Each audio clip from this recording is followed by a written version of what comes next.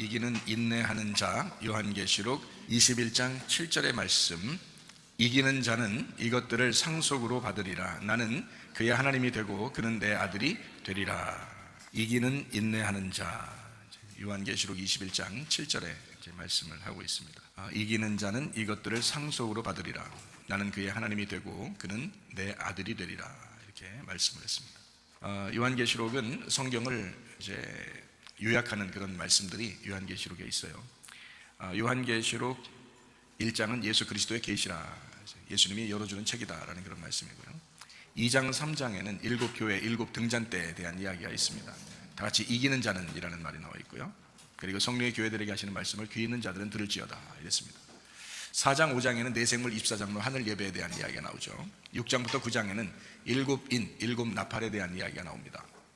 11장에는 두 증인 두 감람나무 두 등잔대에 대한 이야기가 나오죠. 14장에는 14만 4천 명 순결한 신부에 대해서 나와요. 16장부터 18장까지는 일곱 대접 음료 짐승 심판에 대해서 나오죠. 19장에는 어린 양의 혼인잔치 8절에 세마포 준비에 대해서 나옵니다. 20장에는 영 안에서 첫째 부활에 동참한다는 그런 말씀이 있죠. 영 안에서 첫째 부활에 동참한다, 생명책에 기록된다, 이런 말씀이 20장에 나와 있습니다. 21장 22장은 새 예루살렘 생명나무 주님을 기다림 아멘, 이렇게 되어 있는 말씀입니다. 특별히 요한계시록 이제 19장에서 어린 양의 혼인잔치가 있고, 그리고 이제 20장에 보면 이제 생명책에 기록되는 그런 말씀이 있습니다. 어린 양의 혼인잔치에 참여한 자는 생명책에 기록된 사람이죠. 21장 22장에는 새 예루살렘 그리고 생명나무 이렇게 나오죠. 새 예루살렘 생명나무, 주님을 이제 기다린다, 그리고 아멘, 이렇게 나와 있는 그런 말씀인데요. 21장 22장의 내용은 좀 우리가 자세히 하나씩 이렇게 볼 필요가 있습니다. 요한계시록 21장 22장. 왜냐하면 요한계시록은 특별히 1장부터 마지막 장까지가 참 중요한 내용인데, 그것보다도 더 중요한 특별한 이야기가 이제 21장 22장에 나와 있는 내용들이죠. 그래서 21장 22장의 내용들을 가만히 보게 되면 앞에 있는 내용들을 좀 더 자세하게 이해할 수가 있는 그런 내용들이 있어요. 그래서 요한계시록 21장 22장에는 하나씩 이제 내용을 좀 요약해 가면서 좀 정리하는 게 좀 필요하겠다, 이런 생각이 드는 거죠. 요한계시록을 아마 다 공부하게 되면 여러분이 성경을 많이 깨닫게 될 것입니다. 성경이 많이 열리게 될 것이고, 성경이 참 어렵고도 쉬운 책이구나, 이렇게 아마 여기게 될 거예요. 왜냐하면 성경이라고 하는 건 창세기부터 요한계시록까지 딱 울타리를 쳐놓고 하나님이 정해놓고서 쓴 책이기 때문에 정해진 어떤 룰이 있단 말이에요. 그래서 정해진 어떤 규칙이죠. 수학으로 말하면 공식과 같은 겁니다.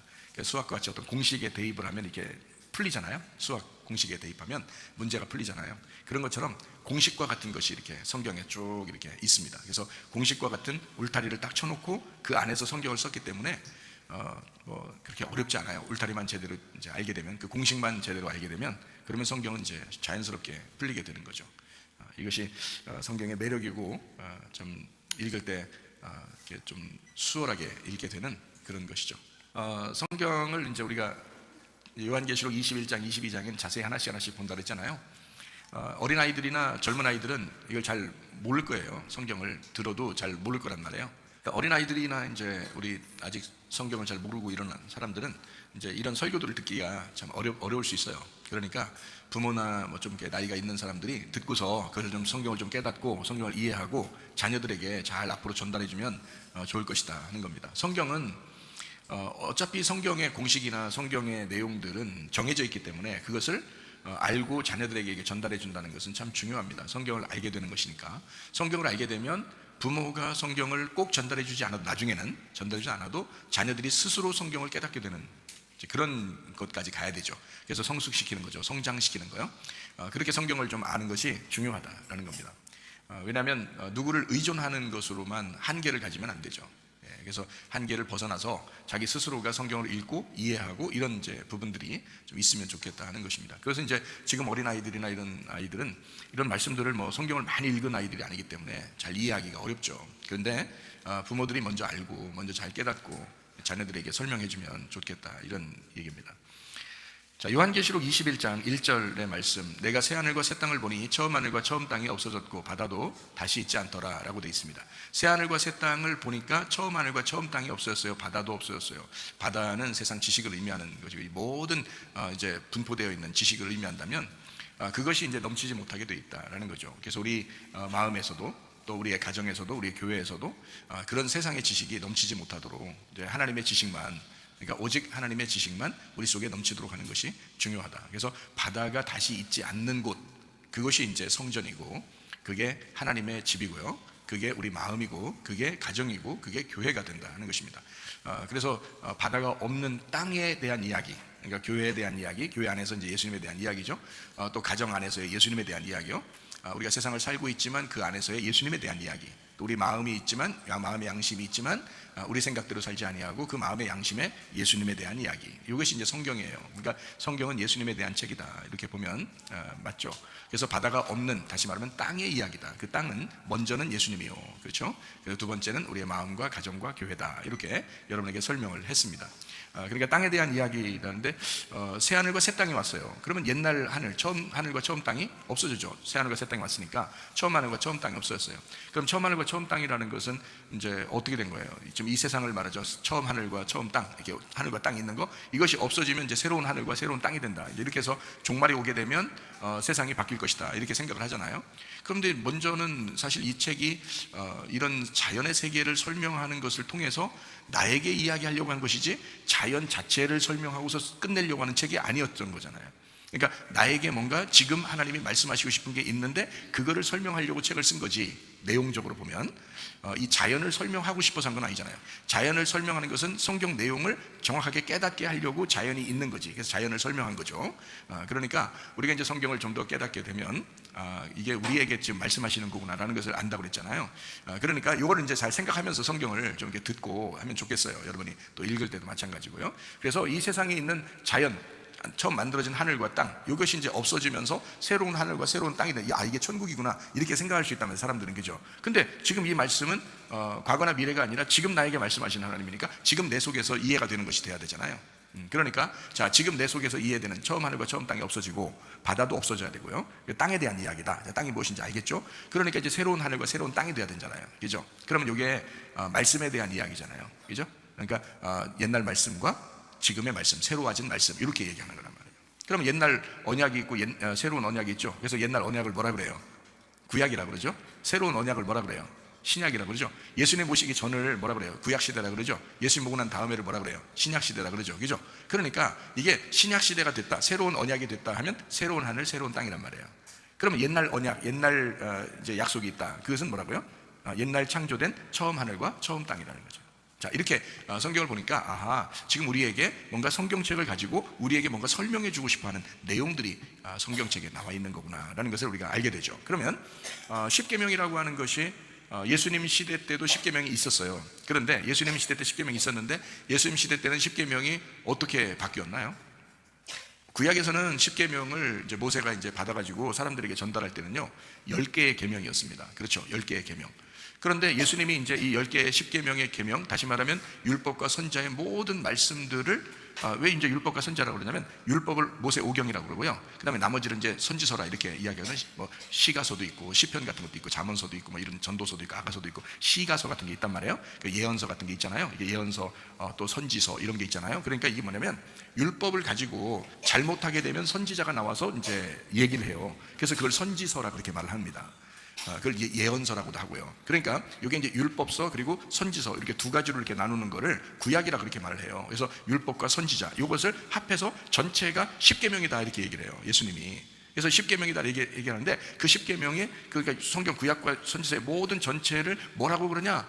10가지의 계명이라고 그러는데 이것은 온 율법에 대한 이야기인데 하나님 사랑과 이웃 사랑이다 이렇게 말을 해요. 예수님이 그렇게 말하죠, 그죠? 하나님 사랑과 이웃 사랑, 모든 계명 안에 그 계명이 10개의 계명인데 그게 2개로 나타나는데 하나는 하나님 사랑이고 하나는 이웃 사랑이야 이렇게 말하잖아요, 예수님이. 그렇죠? 그럼 구약에서는 특별히 이제 율법서를 통해서 선지서도 있죠. 이것을 합하면 다 같이 하나님 사랑, 이웃 사랑이라는 거예요. 그러니까 하나님 사랑, 이웃 사랑이라는 것이 2개로 나누어져 가지고 10개의 계명을 만드는 거란 말이에요. 이것이 이제 성경이라고, 구약 성경.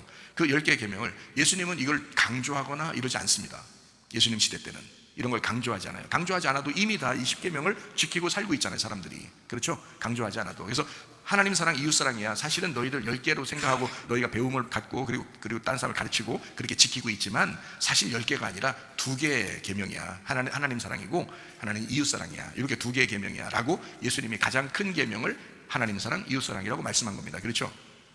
자, 이거를 이제 예수님이 신약에 와가지고 내가 너희에게 다시 하나님 사랑, 이웃 사랑이란 큰 계명을 줄 거야 라고 하지 않았어요.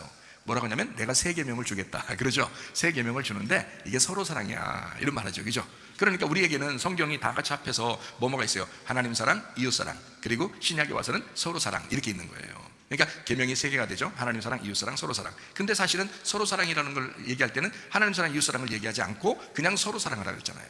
그러니까 이게 무슨 말이냐면 이게 이제 2가지가 둘로 나눠진 게 아니라 이게 합쳐져야 돼. 이게 하나가 돼야 돼. 그래서 그거를 서로 사랑해야 돼. 그래서 너희가 다 서로 하나 돼서 연합하고 사랑해야 된다라는 서로 사랑이 이게 완성이 되는 거야. 이제 이런 말씀을 신약에서 하고 있는 거거든요. 새 계명을 너희에게 준다, 이런 말 하잖아요. 그러면은 자, 새 계명이 오기 전에는 옛날 그 하나님 사랑, 이웃 사랑 그 10계명, 10계명은 무슨 계명이겠어요? 옛날 계명이잖아요. 그 옛날 계명이 이제 새로운 계명, 서로 사랑이라는 새로운 계명을 너희에게 줌으로써 이것을 완성하겠다는 얘기예요. 그러니까 옛날 계명은 옛날 게 아니라 새 계명인 거야, 이런 거죠. 무슨 말이냐면 옛날 계명이 새 계명이고 새 계명이 옛날 계명이야. 그게 같은 거야, 이런 얘기예요. 그래서 옛날 거를 옛날 거가 아니라 새로운 것을 진짜 새로워져 가지고 옛날 거가 없어졌다는 게 아니라 그 옛날 거가 새로워져서 하나가 되었다, 이 말이에요. 그러니까 하나님 사랑, 이웃 사랑이죠. 여러분 한번 성경을 생각해 봅시다. 우리가 가만히. 자, 하나님 사랑은 10계명 중에서 어떠한 계명인가요? 자, 하나님 사랑, 이웃 사랑 그러면 우리가 이제 10개니까 반으로 딱 나누면 5개예요. 그죠? 5개 딱 보면. 그런데 이제 요거를 한번 정확하게 한번 나눠보면 하나님 사랑이라고 하는 게 3가지 계명이 나옵니다. 1계명, 2계명, 3계명, 이게 하나님 사랑이에요. 4계명은 어떤 거냐면 안식일을 지키라는 얘기가 나오거든요. 이 안식일 지켜라.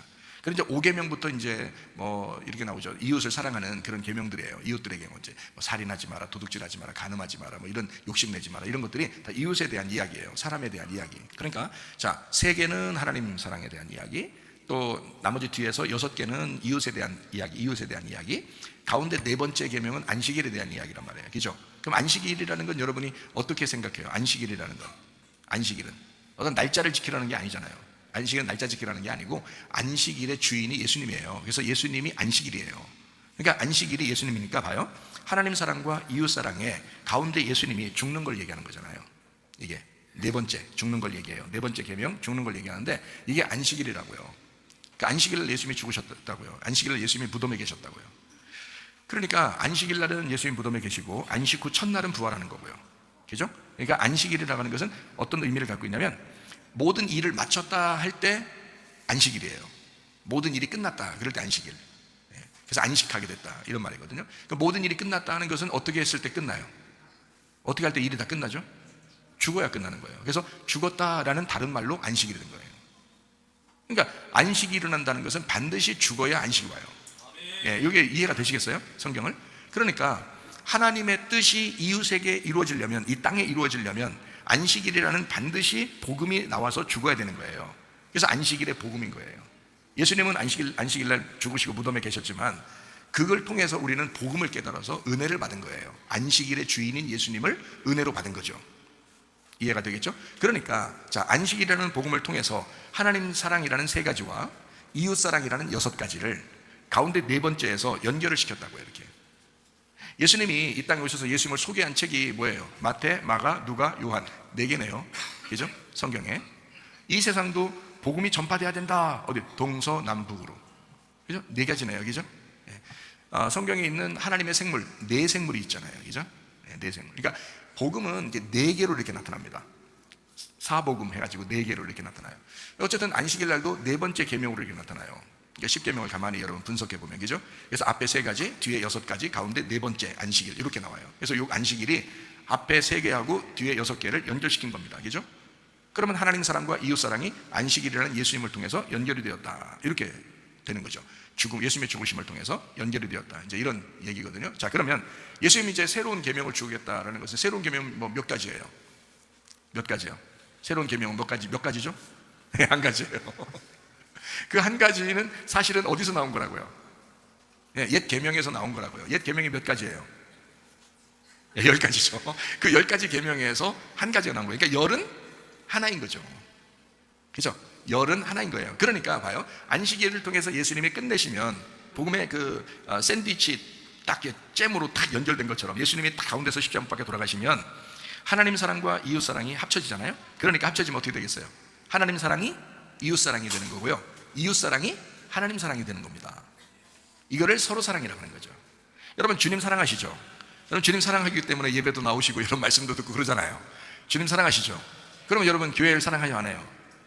교회는, 주님은 정말 사랑하는데 교회는 사랑하는지 안 하는지 자기가 잘 모르겠어요. 근데 이제 주님께서 우리에게 말씀하시는 것은, 자, 주님을 사랑하는 것이 교회 사랑하는 거야. 교회를 사랑하는 것이 주님을 사랑하는 거야. 이렇게 되면 어떻게 할까요? 머리와 몸이 하나야, 이 말이죠. 예, 그리스도와 교회가 하나 된 거야. 하나님 사랑이 이웃 사랑인 거고 이웃 사랑이 하나님 사랑인 거야. 그러니까 너희들이 교회 열심히 사랑해봐. 그게 주님 사랑하는 거야. 사람들은 그런 걸 생각 못하고요, 무조건 주님 사랑한다 그래요. 주님 사랑해요, 교회요, 내가 사랑합니다, 이렇게는 잘 안 한다고요. 주님을 사랑한다고만 하죠. 근데 주님이 교회인 걸 어떻게 해요? 그러니까 주님은 그렇게 말하는 거죠. 야, 교회 사랑하잖아? 그게 나를 사랑하는 거야. 그게 성경을 이걸 나누니까, 사람들이 나누니까 옛날 계명이 되는 거예요. 무슨 말인지 알겠어요? 자, 새로운 계명, 새로운 하늘과 새로운 땅이 되면 새로운 말씀이 된다는 거죠. 우리에게 새로운 말씀은 뭐라고요? 머리와 몸이 나누어진 게 아니라 하나다. 원래 구약에서는 예수님 오시기 전에는 머리와 몸이 나눠져 있었어요. 예수님이 이 땅의 신부 교회를 만들기 전에는 교회가 떨어져 있었잖아요, 예수님하고. 구약에서는. 그렇죠? 근데 신약에 오니까 어떻게 돼요? 교회가 예수님하고 붙어 있잖아요. 그렇죠? 예수님의 몸이 교회인 거죠. 교회의 머리가 예수님이신 거고요. 이해가 돼요? 예. 그러니까 예수님은 교회를 떨어뜨려 놓고 자기를 생각해 본 적이 없다는 말입니다. 그러니까 계명은 절대적으로 하나가 된다. 그래서 서로 사랑이다 라는 말로 정확하게 이것을 표현한 거예요. 서로 사랑이다 라는 말로. 머리는 몸은 머리를 위해서 있는 거다. 이해가 되겠죠? 그래서 머리는 몸을 위해 살고 몸은 머리를 위해 사는 거예요. 그게 서로 하나인 거예요. 여러분이 교회를 정말 사랑해 보세요. 그러면 주님을 사랑하는 거예요. 주님이 너무 기뻐하셔요. 예. 우리가 이제 교회 와서 예배 드리면서 그 교회를 정말 사랑하는데 주님께 예배하죠. 교회를 사랑하는데 주님께 예배하는 거라고요. 이해가 되죠? 무슨 말인가? 그러니까 주님과 교회가 하나 되는, 이거를 뭐라 그러냐, 이제 합해졌잖아요. 하나가 됐잖아요. 그러니까 서로 사랑인 거예요. 그러니까 새 계명인 거야. 그러니까 새 하늘과 새 땅이 되는 거예요. 새 하늘과 새 땅 되면 바다가 없어지는 거죠. 세상의 지식이 아닌 거지. 이거는 땅의 지식인 거죠. 부활한 예수 그리스도의 지식이란 말이에요. 부활한 땅, 예수 그리스도의 지식이다, 이런 얘기입니다. 자, 요한계시록 21장 2절 말씀입니다. 또 내가 보매 거룩한 성 새 예루살렘이 하나님께로부터 하늘에서 내려오니 그 준비한 것이 신부가 남편을 위하여 단장한 것 같더라. 자, 거기서 거룩한 성 새 예루살렘이 내려왔대요. 하늘에서 내려왔어요. 언제 내려왔어요? 언제 내려왔어요? 요한계시록에서요, 언제 그러면 지금이요, 이렇게 하면 거의 맞아요. 요한계시록이니까 여러분이 생각할 때 계시록이니까 아무래도 언젠가 내려오겠지, 뭐 아니면 뭐 언젠가 우리가 가겠지, 뭐 이렇게 썼다고 생각할지 모르지만 안 그래요. 여기는요, 현재 능동태 동사예요. 지금 내려오는 겁니다. 지금 내려오는, 그러니까 지금 함께 하는 걸 얘기하는 거예요. 그러니까 보세요, 하나님의 뜻이 이 땅에 이루어져야 되겠죠. 예, 하나님의 뜻이 이 땅에. 그래서 예수님이 이 땅에 와가지고 어떻게 하셨다고요? 아버지의 원대로 되기를 원하나이다. 내 뜻대로 하지 마시고 나의 원함대로 하지 마시고, 내가 원하는 건 이거지만 하나님 아버지의 원함은 내가 죽는 거잖아요. 그러면 그 뜻대로 내가 이루어지길 원합니다, 이렇게 말하는 거죠. 그러니까 예수님은 하나님의 뜻이 예수님이 죽는 거니까 그걸 알았단 말이에요. 알면서도 자기가 이제 인간으로 왔으니까, 그래서 하나님 앞에 기도해 보는 거죠. 근데 기도 하나마나 하나님 아버지의 뜻은 이미 정해져 있다고. 이게 울타리는 딱 쳐 있잖아요. 이 성경이 정해져 있고 율법서와 예언서가 딱 되어 있기 때문에 그대로 할 수밖에 없어요. 그래서 예수님이 밤새도록 기도했다라고 하는 것은 밤새도록 뭐 랄랄랄라 하신 그런 거 아니라요, 밤새도록 하나님의 말씀을 하나님하고 교통한 거예요. 그렇게 교통하니까 결국에는 자기 뜻대로 할 수 없다는 거 알아요. 이미 말씀이 정해져 있으니까. 울타리를 딱 쳐놨잖아요. 자기가 죽는 거로 정해져 있다고요. 그래서 예수님은 아버지의 뜻대로 되기를 원하나이다. 내가 죽겠습니다. 나는 죽기 싫어도 하나님 아버지의 뜻이 이루어지게 되기를 원합니다. 그래서 하늘 뜻이 이 땅에 이루어지게 하옵소서 하는 그런 말입니다. 그래서 예수님도 우리에게 기도를 가르쳐 줄 때 그러잖아요. 하나님의 뜻이, 하나님의 나라가 이 땅에 임하게 하옵소서, 이렇게 기도하게 하죠. 그죠? 날마다 우리에게 하나님의 나라가 임하게 해달라고 기도합니다. 그러니까 하늘의 뜻이 이 땅에 이루어지게 하옵소서, 이렇게 기도하라는 거예요. 다른 거 없어요. 여러분, 하나님의 뜻은 이미 성경책에 정해져 있는 울타리예요. 그 뜻이 있고 그 공식이라는 게 있습니다. 거기에 대입해서 우리가 벗어날 수가 없어요. 하나님은 여러분이 막 괴로워하고 이 땅에서 뭐 시험 들고 상처받고 괴로워하고 패배하고 실패하고 뭐 의리 못 지키고 그냥 믿음을 떠나고 이렇게 하는 걸 원하지 않아요. 하나님은요. 사실 여러분, 하나님은 우리를 풍성하기를 원하시고요, 우리가 기뻐하기를 원하시고 감사하기를 원하고 행복하기를 원하셔요. 하나님이 원하는 건 바로 그런 거예요. 너희가 믿음을 지키고 의리를 지키고 끝까지 견디어서 영혼의 구원받는 것을 원하시죠. 하나님은 우리가 막 이렇게 괴로워하고 막 거지같이 살고 막 이렇게 그렇게 사는 걸 하나님이 원하시겠어요? 생각해 보세요. 그런 거 아니라고요. 풍성하고 행복하고 부지런하고 기쁘고 감사하고 이렇게 살기를 원하시죠. 그러니까 하나님의 마음을 잘 생각해 봐라. 정해진 하나님의 뜻이 있다. 그 뜻이 우리에게, 우리의 가정에, 우리의 마음의 양심에, 우리의 교회에 이루어지기를 원하는 것입니다. 그게 하나님의 뜻이 이 땅에 내려오는 거죠. 하늘에서 내려오는 새 예루살렘이다. 하나님의 성 새 예루살렘이 우리에게 지금 임하여야 된다. 그래서 하나님의 뜻은 예수님이 다 완성했고요, 예수님의 뜻은 우리가 완성을 해야 되는 겁니다. 우리가 어디서요? 교회, 성령님이요. 성령님이 교회를 완성하는 것을 통해서 예수 그리스도의 뜻이 완성이 되는 거예요. 그러니까 예수님은 오로지 아버지의 뜻이 이루어지게 하옵소서, 아버지의 뜻이 이루어지게 하옵소서라고 기도하면서 살았지만, 우리는 주님의 뜻이 이루어지게 하옵소서, 주님의 뜻이 이루어지게 하옵소서라고 기도해야 되고, 그런 말씀을 들어야 하고, 그런 말씀을 증거해야 된다는 거죠. 그 주님의 뜻이 뭔데요? 성령님을 통해서 교회 세우는 것입니다. 여러분의 마음 안에 교회가 세워지는 거고요, 여러분의 가정 안에 교회가 세워지는 거고요, 여러분 우리 교회가 새 하늘과 새 땅이 되는 것입니다. 그것이 하나님이 원하는, 하나님의 성령께서 원하는 하나님의 뜻이라고요. 그 주님의 뜻, 주님이 그토록 바라시는 그리스도의 교회가 세워지는 그것이 하나님의, 주님의 원함이라고요. 그것을 우리가 이해하면 됩니다. 요한계시록 21장 3절의 말씀을 보니까요, 내가 들으니 보좌에서 큰 음성이 나서 이르되, 보라, 하나님의 장막이 사람들과 함께 있으며 하나님이 그들과 함께 계시니 그들은 하나님의 백성이 되고 하나님은 친히 그들과 함께 계시다. 임마누엘 하신다는 얘기입니다. 하나님의 성령으로 우리와 늘 함께 하겠다. 그래서 우리가 하나님을 찾아가는 게 아니라 하나님이 우리에게 와서 함께 하겠다라는 그 말입니다. 이게요, 그 말이에요. 요한계시록 21장 4절 말씀이요, 모든 눈물을 그 눈에서 닦아주시니 다시는 사망이 없고 애통하는 것이나 곡하는 것이나 아픈 것이 다시 있지 아니하리니 처음 것들이 다 지나갔다라고 했습니다. 사망과 슬픔과 울부짖음, 그 고통, 이런 것들이 없어졌다. 왜요? 왜 슬퍼했을까요? 자기를 부인하고 자기 십자가를 지고 따라가니까, 주님을 따라가다 보니까 그게 슬픔이 있었죠, 고통이 있었죠, 괴로움이 있었죠. 우리 가운데 정말 죽을 고통이 있어 왔단 말입니다. 그런 고통을 통해서 여러분을 다듬으시고 만들어 가시고 이렇게 빚으시는 하나님. 인간을 창조하실 때도 창세기 1장에 남자와 여자를 분명히 창조했습니다. 그렇죠? 창세기 1장에 분명히 남자와 여자를 여섯째 날에 짐승을 만들고, 그리고 남자와 여자를 만들었다, 이렇게 성경에 써 있어요, 창세기 1장에. 근데 창세기 2장에 왜 진짜 그 땅의 흙을 가지고 하나님이 막 이렇게 조물딱조물딱해서 만들어 가지고 왜 아담을 또 만드냐는 거죠. 그래놓고 그 만들고 난 다음에 어떻게 했어요? 그 후에 생기를 불어넣죠. 하나님이 직접 생기를 불어넣어서 아담을 살아있는 혼을 만드는 거죠. 창세기 1장에는 하나님이 생기를 불어넣었다 이런 말이 없어요. 잘 보세요, 성경을, 창세기 1장을. 하나님이 생기를 불어넣어서 남자와 여자를 만들었다 이렇게 말한 게 아니에요. 거기 남자와 여자를 창조하시고 할 때는 그때 자칼 레케바예요. 자칼 레케바라고 하는 것은요, 그냥 남성 여성입니다. 남성 여성인데 어떤 걸 남성 여성으로 표현하냐면, 여러분 동물들도 남성 여성 이러죠. 남자 여자, 수컷 암컷. 그러니까 수컷은 자칼이라고 그러고요, 암컷은 레케바예요. 그래서 자칼 레케바라고 그러는 거예요. 모든 동물들도 자칼 레케바예요. 수컷 암컷 이렇게. 그런데 아담을 창세기 2장에 만들어 놓고요, 그 다음에 그 갈비뼈에서 여자를 만들었어요. 여자를 만들어 죽이죠. 그래서 아담을 남자가 되고, 이게 갈비뼈에서 나온 그 사람을 여자라 이렇게 말했잖아요. 그래서 남자 여자가 된 거예요. 그죠? 거기서는 자칼레케바 안 썼어요. 자칼레케바라고 하지 않고 이슈아라고 했어요. 이거는 사람에게만 붙여지는 겁니다. 사람에게만. 그러니까 창세기 1장에는 그냥 남자와 여자를 만들고 라고 되어 있고요, 창세기 2장에는 아담을 만들었다, 하나님이 그 후에 생기를 불어넣은 아담을 만들었다라고 했어요. 목적은 뭐예요? 창세기 2장에 만든 목적은, 여러분 항상 우리가 외우는 말씀들 있죠. 창세기 2장 5절, 7절, 8절 이렇게 외우는 말씀들 있잖아요. 거기에 보면 어떻게 돼요? 하나님이 농사짓게 하려고, 예배하게 하려고 아담을 만들었다. 그때는 어떻게 만들었냐면, 그냥 아담아 나와라 이렇게 안 했어요. 그때는요, 하나님이 이렇게 흙을 만들었어요. 이렇게 빚었다고, 이렇게 손으로 직접 빚으셔서 만든 사람이에요. 그러면 이 흙이, 여러분 생각, 여러분이 흙이에요. 여러분이 땅이고 흙이라고 생각해봐요.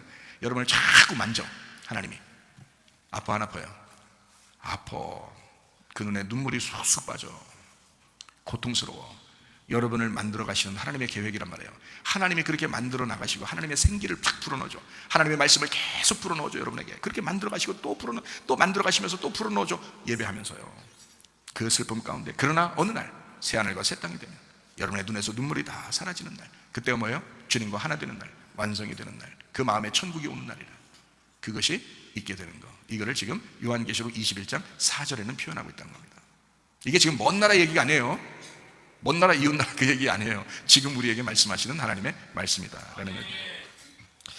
인내로 영혼을 얻을 것이다 라고 되어 있고요, 그 인내로 영혼을 구원한다라는 것은 의리를 지킨다, 믿음에 대한 의리를 지킨다 이겁니다. 믿음의 꾸준함. 믿음이라는 단어는 꾸준함이라는 단어의 의미를 가지고 있다 그랬죠. 믿음이라는 의미는요, 신뢰, 인정, 의지, 꾸준함 이렇게 되죠. 꾸준한 의지, 꾸준하게 의지하는 거예요. 꾸준한 인정하는 거예요. 꾸준한 신뢰를 갖는 거예요. 이게 바로 믿음이라는 단어거든요. 그게 꾸준함이 들어있어요. 꾸준함이에요. 그래서 계속되는, 이것을 믿음이라 그렇게 말합니다. 여러분, 계속 똑같아야지, 일관성 있어야지 믿을만하지. 사람이 이랬다 저랬다 믿을만 해야 하네요. 여러분도 믿을만하지 못하다고 생각할 거 아니에요. 여러분도요. 그럼 하나님 여러분 보실 때 이랬다 저랬다 하면 믿을만하지 못하죠. 믿음 있는 게 아니죠, 그 사람이. 그렇죠? 그러니까 뭐 나 상처받아서 시험 봐서 이런 말 하지 말라 그랬죠. 왜냐면 그렇게 벌써 했다는 얘기는 꾸준한 믿음이 없다는 얘기예요. 그런 게. 그래서 의리를 지켜야 된다. 끝까지 변함없이 의리를 지키고 남는 자가 돼야 된다. 그것이 구원받은 자이다라는 그 얘기를 이제 하는 것입니다. 자, 요한계시록 21장 5절 말씀입니다. 보좌에 앉으시니가 이르시되 보라, 내가 만물을 새롭게 하노라 하시고 또 이르시되 이 말은 신실하고 참되니 기록하라, 이렇게 말씀했습니다. 자, 새롭게 만든다, 새롭게 하노라, 새로운 사람으로 만든다는 거죠. 옛날 피조물이 새로운 피조물이 되었다, 이렇게 된 거죠. 새롭게 만들었다, 새롭게 하노라, 만물을 새롭게 만든다 할 때 그 새롭게 만든다, 이게 21장 5절도 21장 1절도 같은 말이라겠죠, 그죠? 새 하늘과 새 땅이 된다, 만물이 새롭게 된다, 이게 같은 말인데, 이 새롭게 한다는 그것이 언제 새롭게 할 것 같아요? 어느 날 새롭게 하실 것 같아요? 이럴 때 보통 뭐라고 하면 맞다고요? 지금 새롭게 한다는 말 하면 딱 맞다고요. 이것도 현재 직설법 능동태예요. 지금 새롭게 된다는 말입니다. 지금 새롭게 된다. 그러니까 내일 성경을 읽는 사람은 어떻게 될까요? 그날이 지금이 되는 거죠. 1000년 후에 이 성경을 읽는 사람은 어떻게 될까요? 그날이 지금이 되는 거예요. 그 새롭게 되는 지금. 그러니까 이 성경책이 2000년 전에 쓰여졌더라도, 신약이 2000년 전에 쓰여졌더라도 2000년 후에 지금 읽는 사람은 지금 새롭게 되는 거라는 거죠. 그렇게 써놓은 거예요, 성경을. 그러니까 지금 나에게 말씀하시는 하나님, 이런 말이죠. 그래서 우리가 몸이 이제 성전이 된다, 몸이 깨끗해진다, 사르크스라는 육체가 소마라는 몸이 되었다, 그리스도의 몸이 되었다, 그러면 이제 새롭게 된 사람이 된 거죠. 육체적인 삶을 살지 않고 육체 열매를 맺으며 사는 사람이 아니라 성령의 열매를 맺는 그리스도의 몸이 되었다. 그래서 이제 성경에서는 우리를 그리스도의 몸이다, 그리스도의 성전이 되었다, 이제 이런 말을 하죠. 그래서 너희가 새롭게 되었으니까 옛날처럼 육체적으로 살지 말아라. 육체의 열매는 하나님의 나라를 유업으로 받을 수가 없는 거다. 하나님의 성령의 사람이 되어라. 하나님의 성령의 몸을 가지고 살아야 된다. 이제 이런. 그래서 성령의 몸이니까 성령의 전이죠. 성령의 집이죠. 그죠? 성령님이 있는, 성령님이 주인이 된 내가 집이 됐으니까 성전이죠. 성전. 그렇게 말씀하는 겁니다. 새로워졌다. 만물이 새로워진 사람, 새로운 몸이 된 그리스도의 사람이 되었다라는 그런 말씀입니다. 믿음이라고 하는 것은 꾸준히 가져야 진짜 믿음입니다. 그렇죠? 노아라는 사람 여러분 아시죠? 창세기 6장에 보면 노아라는 사람에게 배를 지으라고 그러죠. 배를 지을 때 어떻게 지은다고요? 운동장 크기만한 배를 지으라고요. 운동장 크기만한 배를 지어가지고 겨우 생각해 보세요. 겨우 몇 명이 들어갔어요, 거기에? 겨우 8명 들어갔어요. 근데 8명도 다른 사람들 믿음 본 거 하나도 없어요. 하나님이 다른 사람 믿음 본 거 하나도 없어요. 누구 믿음만 딱 봤어요? 노아라는 사람 믿음만 하나 봤어요. 그러니까 여러분이 지금 여기 나와서 예배드리는 사람들이 우리 가정에서 내가 혼자 와서 예배드리고 있는데 라고 걱정할 필요 없어요. 여러분 한 사람의 믿음이 여러분 가정을 구원할 수 있습니다. 진짜예요. 노아 한 사람만 봤어요. 하나님은 노아 한 사람만 봤어요. 그 시대에 노아의 가족들도 다 있었어요. 친척들 다, 가족들도 있었어요. 노아 아버지도 계셨고, 노아 할아버지도 계셨고, 노아의 할아버지 할머니도 계셨고, 노아 아빠 엄마도 아버지 어머니도 계셨고, 노아의 형제들도 있었고, 또 노아의 친척들도 있었고, 친구들도 있었고, 그런데 한 명도 못 들어갔어요. 아무도 못 들어갔어요. 노아 한 사람만 딱 들어갔어요. 노아 한 사람만 불러서 거기에 붙어있는, 노아 혼자 들어가면 슬프잖아요. 그리고 부활이라고 하는 건 8명이 돼야 되거든. 참 희한하게 노아도 부인이 1명밖에 없었어요. 그래서 딱 2명이죠. 거기서 자녀가 또 아들이 3명이야. 다 희한하게 수백 년을 사는데요, 자녀가 3명밖에 없어. 게다가 자녀 3명이 또 며느리 하나씩이야. 그래서 여기에 이제 노아하고 부인하고 그리고 자녀 3명에다 며느리 3명 해가 8명 딱 해서 부활의 숫자를 딱 맞추면 하나님이 딱 맞추는 거예요. 그래서 8명이 딱 들어가게 만나요. 근데 그 8명 중에서 나머지 7명에 대한 믿음을 본 적이 없어요. 하나님이 그냥 노아 한 사람의 믿음만 딱 보고 하나님의 눈에 노아가 딱 들어온 거예요. 그래서 노아를 데리고 그냥 너 방주 져라. 그래서 방주 짓고 노아의 방주니까 노아의 식구들을 들어가게 만든 거예요. 같이 네가 진 거니까 네가 들어가라는 거죠. 그러니까 여러분, 우리가 가지고 있는 믿음이요, 별거 아닌 것 같아도요, 여러분 가지고 있는 믿음 안에 여러분이 들어가서 구원받게 돼 있습니다. 여러분이 만든 믿음 안에 들어가서 구원받게 돼 있어요. 틀림없는 사실입니다. 이거 정말 믿음 있는가 여러분? 여러분 정말 믿음으로 살고 있는가? 여러분이 세운 믿음으로 그 안에 들어가 살게 돼 있고요. 그게 구원의 길입니다. 그러니까 여러분 믿음 가지고 사셔야 돼. 여러분 뭐 이 땅에서 뭐 가지고 여러분 천국 가겠어요? 믿음으로 천국 가는 거예요. 오직 의인은 믿음으로 말미암아 살리라. 믿음밖에 없어요. 근데 여러분의 믿음의 방주를 지어야 되거든요. 노아가 그랬습니다. 노아가 끝까지 의리를 지킨 사람이에요. 하나님이 약속했던 그 약속을 끝까지 배를 지으면서 배가 완성될 때까지 끝까지 의리를, 그 언약을 끝까지 이행한 사람이에요. 하나님의 그 말씀을 끝까지 지켜낸 사람이에요. 의심하지도 아니하고 시험에 들지도 아니하고 상처받지도 아니하고 그냥 끝까지 그 노아의 방주를 끝까지 만든 사람이 그게 노아였어요. 그 끝까지 뭘 만든 거예요? 그러니까 노아의 믿음을 만든 거지. 이해가 되시겠어요? 노아는 방주를 만든 게 아니라 노아는 믿음을 만든 거지. 여러분의 믿음, 여러분이 만든 그 믿음으로 구원받는다니까요. 정말 믿음이 있으셔야 합니다. 제가 이거 정확하게 얘기해 드리는 거예요. 아니 10년 후에 이 말씀 들어보세요. 100년 후에 이 말씀 들어보세요. 이 말씀이 아닌가? 이 말씀이라고요. 노아가 만든 방주는 방주가 아니라 믿음이야. 그 믿음을 만들고 그 안에서 구원받은 거예요. 그 식구들이. 여러분이 믿음 있으면 가족 구원합니다. 여러분 믿음 있으면요. 여러분 믿음 없잖아요? 가족 구원 못합니다. 여러분만 겨우 교회 왔다 갔다 하다 끝나요. 여러분이 믿음 있잖아요? 가족 구원할 수밖에 없어요. 노아가 진짜 믿음이 있기 때문에 그 가정을 구원한 거예요. 진짜 믿음. 노아의 방주를 짓고 보세요. 하나님을 향한 그 약속을 지킨 거 보세요. 그 의리를 지킨 거 보세요. 끝까지 그 믿음을 견딘 거 보세요. 시험 들어요? 상처받아요? 실패해요? 아이고, 있을 수 없는 이야기입니다. 마지막 때에 믿음 지키시기를 바랍니다. 이 믿음, 의리를 지키는 그 믿음의 반대가 배신자예요. 배신자. 이게 개돼지라고요. 그게. 개돼지는 어떻게 하는 거예요? 개는 토한 걸 또 먹는 게 개고요.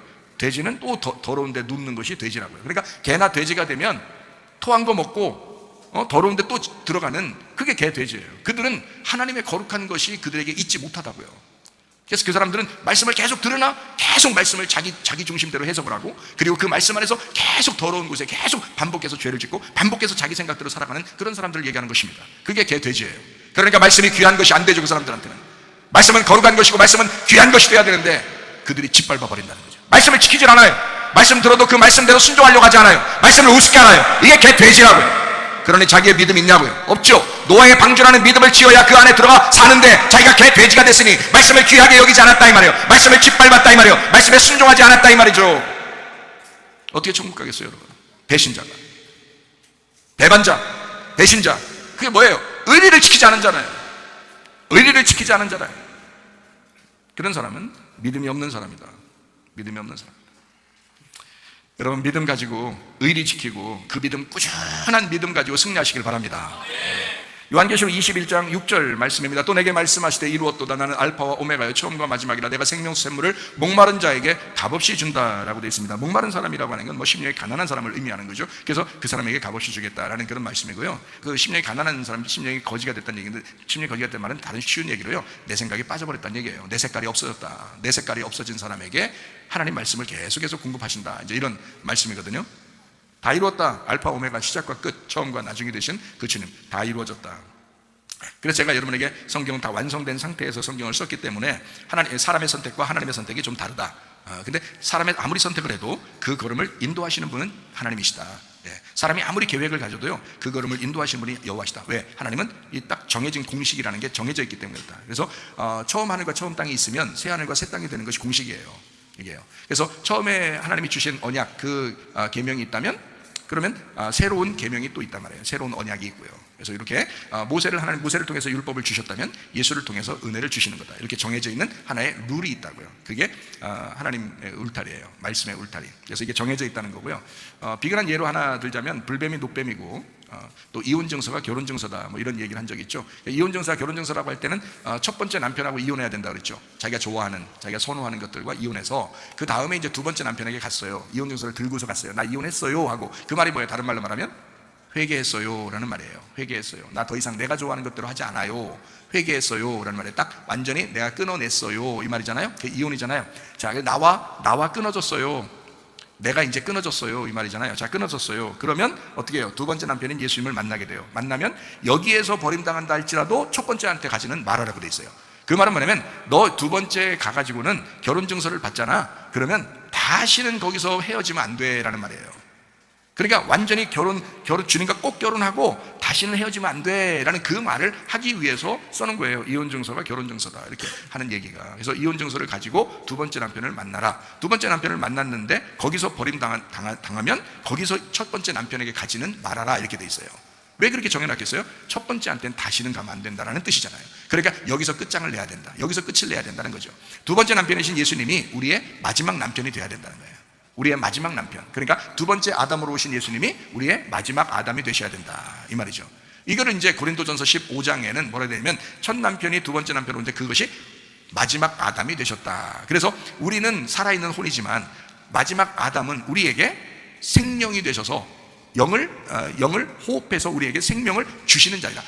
숨을 주시는 자이다. 생명을 공급하는 자이다. 우리는 그냥 생명을 받아서 살아있는 자지만 마지막 아담이신 예수님은 우리에게 생명을 주는 자이다 이렇게 말씀하는 거죠. 생명을 주는 자이다. 그러니까 두 번째 남편에게 가면 우리는 이미 죽었기 때문에, 죽어서 주님에게 왔기 때문에 다시는 첫 번째로 돌아가면 안 된다. 그러니까 우리의 삶을 그대로 살면 안 된다. 그러니까 그리스도인들은 반드시 바뀌어야 되고 반드시 변해야 된다는 것을 의미하는 것입니다. 그래서 하나님께서 이제 피를 흘리시고 우리를 사셨죠. 그리고 교회를 만드셨습니다. 근데 하나님의 형상이라는 게 있어요. 하나님의 형상. 하나님의 형상이라는 건 우상이기도 하고 하나님의 형상이기도 하고 그러잖아요. 하나님이 원래 형상이 있다 없다? 없다 그랬잖아요. 하나님의 형상은 없어요. 하나님의 모양이 있으면 안 되죠. 생각해보세요. 하나님이라는 분이 영인데 어떻게 모양이 있습니까? 하나님을 일컬어 어떤 모양이나 형상이나 우상을 만들지 말라고 돼 있죠. 그죠? 그러니까 하나님의 모양이 있으면 안 돼요. 그러니까 모양으로 오면 다 죽어야 되는 거예요. 하나님의 모양이 있으면. 그죠? 하나님의 형상이 있으면 다 죽어야 된다고요. 그래서 여러분과 저는 하나님의 형상으로 만들어졌는데 우리는 다 죽어야 된다고요. 예수님도 이 땅에 하나님의 형상이 있잖아요. 이 땅에 오셨으니까. 원래 예수님이 하나님이죠. 형상이 있었겠어요? 없었죠. 예수님이 하나님인데 무슨 형상이 있었겠어요? 예수님이 이 땅에 올 때는 하나님의 형상을 입고 온 거죠. 그렇죠? 형상을 입고 오니까 예수님이 어떻게 해요? 자기는 끝까지 아버지의 원대로, 아버지의 뜻대로 가서 끝까지 가서 죽어야 된다는 걸 딱 끝나잖아요. 형상은 죽어야 된다는 거죠. 여러분과 저도 하나님의 형상이에요. 우리도 죽어야 된다는 거죠. 우리도 죽어야 된다. 그래서 하나님의 피가 아담이에요. 하나님의 피. 그러니까 우리가 죽음으로써 하나님이 죽으셨다라고 하는 거예요. 예수님이 죽으실 때 하나님의 피가 흘렸다라고 하는 것은 예수님이 죽으실 때 하나님의 피가 예수님이니까 그가 죽으심으로써 하나님이 죽으셨다, 하나님이 피를 흘렸다 이렇게 말씀해요. 하나님의 피를 흘려서 우리를 구원해가지고 교회가 세워졌다 이렇게 말씀하는 겁니다. 하나님의 피로 우리를 교회를 만드셨다, 우리에게. 자, 마찬가지로 예수 그리스도가 하나님의 형상이기 때문에 죽으셨다, 그리고 교회를 세웠다. 여러분과 저는 하나님의 형상이기 때문에 주님을 따라가 우리도 그 형상을 깨뜨려야 된다, 죽어야 된다. 그래서 나를 부인하고 나의 십자가를 지고 간다. 그게 나의 죽음이라는 거죠. 나의 죽음을 통해서 그 주님이 세우신 교회를 세워나가는 거죠. 그게 여러분과 제가 하는 일이잖아요. 하나님의 형상으로 만든 사람들이 하는 일이라고요. 그러니까 우리는 하나님의 형상을 회복해야 된다는 거죠. 하나님의 형상을 회복한다는 게 뭐예요? 새하늘과 새 땅이 된다는 거죠. 새하늘과 새 땅이 된다는 게 뭐예요? 주님이 세우신 교회를 세운다는 거죠. 그게 새하늘과 새 땅이 되는 거죠. 무슨 말인지 아시겠죠? 만물이 새로워진다. 우리 안에서 새로워지는 거예요. 어떻게? 죽어야 새로워지죠. 죽어야. 예수 그리스도가 죽으시니까 부활하게 되잖아요. 그러니까 하나님의 형상인 예수님이 이 땅에 와서 죽으시니까 새로워지는, 부활하는 역사이라는. 우리도 예수님을 따라가 우리도 하나님의 형상으로서 죽으니까, 그러니까 내가 깨뜨리니까 내 속에 있는 하나님의 영이 나타나 그리스도의 교회가 세워진다는 거죠. 주님의 교회가 우리를 통해서 세워진다.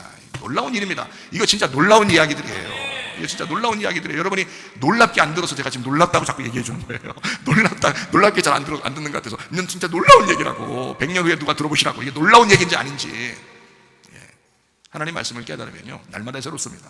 놀랍습니다. 아, 참 놀라워라. 정말 놀라워라. 여러분, 우리를 통해서 그리스도가 세워져야 합니다. 요한계시록 21장 7절 말씀 우리가 읽고 설명을 마치도록 하겠습니다. 이기는 자는 이것들을 상속으로 받으리라. 나는 그의 하나님이 되고 그는 내 아들이 되리라 라고 되어 있습니다. 자, 이기는 자는 하나님의 아들 된다라는, 하나님의 아들 된다라고 하는 것은 화목하는 사람이 하나님의 아들 된다라고 되어 있잖아요. 그죠? 그래서 어떤 사람이 하나님의 아들 되는가? 인내함으로 영혼을 끝까지 구원받는 사람. 누가복음 21장 19절의 내용입니다. 너희는 인내로 너희 영혼을 얻으리라 라고 되어 있습니다. 이게 이긴 자예요. 이게 이기는 자라고요. 인내함으로 끝까지 견디는 자, 인내함으로 끝까지 영혼을 구원하는 자, 이 사람이 이기는 자죠. 이기는 자. 그리고 화평하게 하는 자입니다. 마태복음 5장 9절 말씀해 보니까 화평하게 하는 자는 복이 있나니 그들이 하나님의 아들 된다 그랬잖아요. 자, 이기는 자는 하나님의 아들 된다 그랬죠. 그러니까 이기는 자가 어떤 사람이라고? 인내로 영혼의 구원 얻는 사람이라고. 그 사람이 어떤 사람이라고요? 화목하게 하는 사람이라고요. 그러니까 여러분이 가는 곳마다 하나님과 사람들을 연결시켜주는 사람이 돼야 되는 거예요. 여러분의 가족들을, 여러분이 가는 곳마다 여러분 가족들을 하나님하고 연결시켜 주셔야 돼. 노아 가족들을 하나님하고 연결시켜서 다 구원했잖아요. 그러니까 마찬가지예요. 여러분의 믿음이 진짜 있다면 여러분과 여러분의 가정이 구원받으려면요, 하나님과 이 가족들을 연결시켜주면 되는 거예요. 화목하게 만들면 되는 것입니다. 화목하게 하는 자, 하나님의 아들이다. 화목하게 만들면 그 사람들도, 가족들도 좋지만 여러분은 하나님의 아들 되잖아요. 여러분이 얼마나 좋은 거예요, 하나님의 아들 되니까. 그래서 여러분이 그냥 힘들면 교회로 무조건 데려오시라고. 일단 교회로 데려오죠. 믿고 안 믿는 건 그 사람들 문제지만 계속 복음을 증거해 줄 테니까. 그러니까 교회를 일단 데리고 나오시면 그러면 되는 거예요. 그리고 이 말씀을, 여기 우리 교회에서 나오는 이 말씀들을 계속 온라인으로도 계속 들을 수 있도록 이렇게 제공을 하시면 좋습니다. 그러면 어느 날 귀가 열리게 돼 있어요. 그럼 하나님이 역사하시죠. 하나님과 아들 관계가 된다라는 그런 말씀이거든요. 야고보서 2장 5절 말씀해 보니까요, 내 사랑하는 형제들아 들을지어다 하나님이 세상에서 가난한 자를 택하사 믿음에 부유하게 하시고 또 자기를 사랑하는 자들에게 약속하신 나라를 상속으로 받게 하지 않으셨느냐. 믿음 있는 사람을 어떻게 했다? 주님을 사랑하는 사람이다 라고 얘기했단 말이에요. 그러니까 이기는 사람은 어떤 사람이라고요? 이기는 사람은 인내함으로 영혼의 구원을 받는 사람, 그리고 화목하게 만드는 사람, 그리고 믿음 있는 사람이라 주님을 사랑하는 사람이다, 이런 거죠. 믿음 있는 주님을 사랑하는 사람, 이런 사람이 이기는 자라는 거죠. 자, 이기는 자라고 하는 것은요, 남을 살리기 위해서 죽는 자를 얘기합니다. 남을 살리기 위해서 죽는 자, 이거를 이기는 자라고 해요. 그러니까 요한계시록 21장 7절에 있는 말씀, 이기는 자는 이것들을 상속으로 받으리라. 나는 그의 하나님이 되고 그는 내 아들이 되리라. 자, 어떤 사람이요? 남을 살리기 위해서 죽는 자. 예수님이 다른 사람을 살리기 위해서 십자가 못 박혀 돌아가셨잖아요. 그렇죠? 다시 말하면 여러분과 저는 어떤 사람이 되어야 되느냐? 내 목이 붙어 있어서는 이긴 자가 될 수가 없어요. 내 목이 붙어 있는 사람은 진자예요. 아무리 여러분 자기 생각이 뭐 옳고, 자기가 뭐 지식이 좀 있고, 자기가 좀 잘났고 뭐 해서 자기가 좀 나타내려고 하고 자기를 좀 알아달라고 아무리 주장해도 당신은 진자야. 자기의 머리가 있는 한 진자라는 거죠. 내 목이 날아가고 내 목이 베이고, 그리고 예수 그리스도가 나의 머리가 될 때 이게 이긴 자라 이 말입니다. 그리스도 예수 안에서 인내로 이긴 자 되시기를 바랍니다. 기도하겠습니다. 우리 한 목소리 기도합니다. 하나님 앞에, 하나님, 내가 이긴 자가 되게 하옵소서. 특별히 인내함으로 이긴 자가 되게 하옵소서. 기도합니다. 우리 하나님 아버지 사랑과 은혜를 감사를 드립니다. 하나님, 끝까지 인내하며 이긴 자 되게 도와주시옵소서. 하나님 아버지, 믿음으로 승리하게 도와주옵소서. 믿음의 사람이 되게 하옵소서. 주님을 사랑하는 자 되게 하옵소서. 인내함으로 영혼을 구원하는 자 되게 도와주시옵소서. 비염은 떠나갈지어다, 아토피 떠나갈지어다, 위장병 떠나갈지어다, 어지럼증 사라질지어다, 두통은 사라질지어다, 류마티스 관절 떠나갈지어다, 어깨 통증 사라질지어다, 허리 디스크, 목 디스크 떠나갈지어다, 심장병 온전해질지어다, 각종 종양 암 덩어리 떠나갈지어다, 감기 몸살 온전해질지어다, 협착증 사라질지어다, 건선 피부 온전해질지어다, 이명은 사라질지어다, 자기면역 질환 온전해질지어다, 식병 사라질지어다, 유리결석 떠나갈지어다, 우울증, 불면증 환자의 두려움, 불안, 초조 다 떠나갈지어다, 음란, 거짓, 도둑질, 미움, 욕심형 다 떠나갈지어다. 우리 하나님, 인내함으로 우리 영혼을 구원하게 도와주옵소서. 진정으로 인내함으로 이기는 자가 되게 하옵소서. 예수 그리스도 주님과 함께 동행하다가 주님 만나게 하옵소서. 예수님 존귀하신 이름 받들어 기도 올리옵나이다. 아멘. 주님 감사합니다. 우리 하나님 아버지 함께 하시고 사랑하심을 믿습니다. 우리 하나님 도와주옵소서. 감사합니다.